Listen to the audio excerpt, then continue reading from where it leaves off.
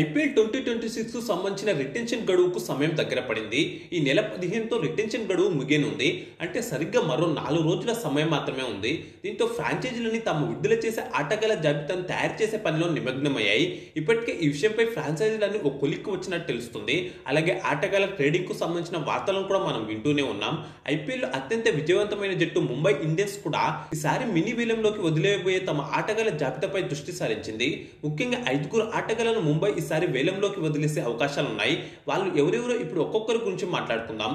ఈ జాబితాలో నెంబర్ 1 దీపక్ చాహర్.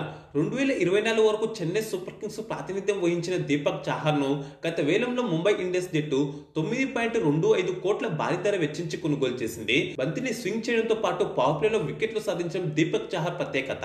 అలాగే డెత్ ఓవర్లలో చక్కని బౌలింగ్ చేస్తాడు. అంతేకాకుండా బ్యాట్ తోనూ రాణించగలడు.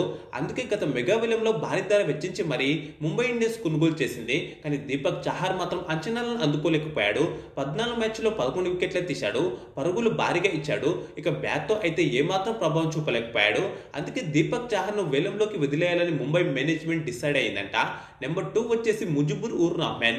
ఆఫ్ఘనిస్తాన్ కు చెందిన ఈ స్పిన్నర్ ను ముంబై ఇండియన్స్ జట్టు గత సీజన్ లో ఒకే ఒక్క మ్యాచ్ లో ఆడించింది. ఆ మ్యాచ్ లో 1 వికెట్ తీశాడు.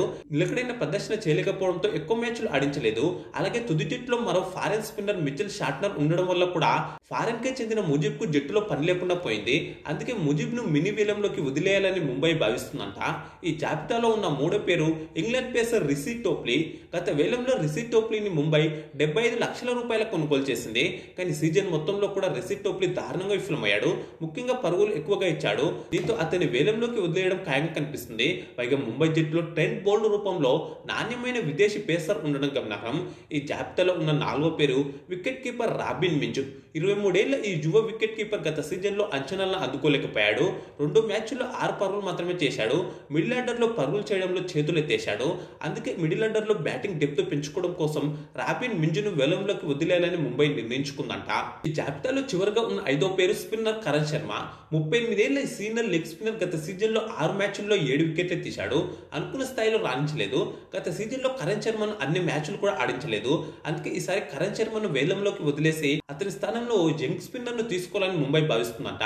అందుకే కరణ్ శర్మను వదిలేయాలని ముంబై నిర్ణయించుకుందంట. ప్రస్తుతం ఉన్న సమాచారం వరకు అయితే ముంబై ఇండియన్స్ మేనేజ్మెంట్ ఈ 5 ప్లేయర్లను మినీ వేలంలోకి వదిలేయబోతుంది. అయితే ఈ జాబితాలో ఇంకా ఏమైనా మార్పులు చేర్పులు ఉంటాయో అనేది తెలియాలంటే ఈ నెల 15వ తేదీనే తెలుస్తుంది. ఇక ఈ వీడియోకు లైక్, కామెంట్, షేర్ చేసి ఛానల్ ను సబ్స్క్రైబ్ చేసుకోండి.